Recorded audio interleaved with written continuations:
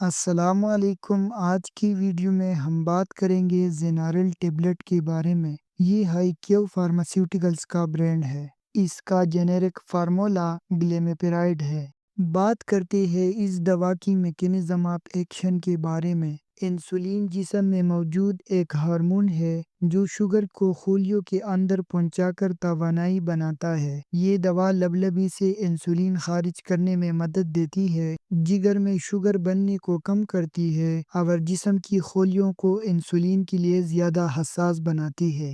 بات کرتے ہیں اس دوا کی یوزز کے بارے میں۔ یہ دوا شوگر کی ان مریضوں کے لیے ہے جن کی شوگر صرف پرہیز اور ورزش سے قابو میں نہیں آتی۔ یہ دوا لبلبے سے انسولین خارج کروا کر خون میں شوگر کو کم کرتی ہے۔ اگر یہ دوا اکیلے کافی نہ ہو تو یہ دوا میٹفارمین اور انسولین کے ساتھ بھی دی جاتی ہے۔ عام طور پر 1 سے 2 ملی گرام روزانہ ایک بار دن کے پہلے بڑے کھانے کے ساتھ لیا جاتا ہے۔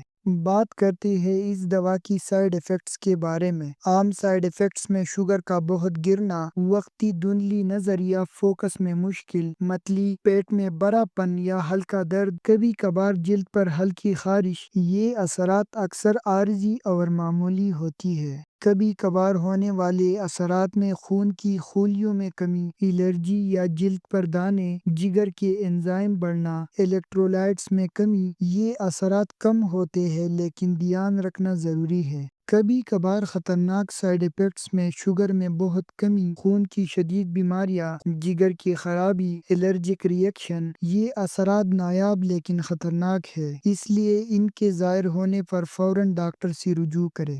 بات کرتے ہیں یہ دوا کن کن دواؤں کے ساتھ انٹریکشن کر سکتی ہے۔ NSAIDs، سلفونامائڈز، کلورامفینیکول، کیومیرینز، پروبیناسیڈ، ماؤ انہیبیٹر اور بیٹا بلاکرز کے ساتھ استعمال کرنے پر شوگر زیادہ گر سکتی ہے، اس لیے احتیاط ضروری ہے۔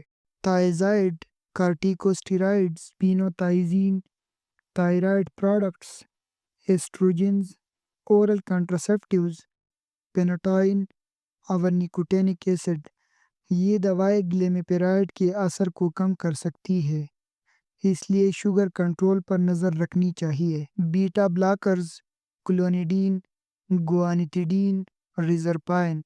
یہ دوائیں شوگر گرنے کی علامات چھپا سکتی ہے، اس لیے احتیاط ضروری ہے۔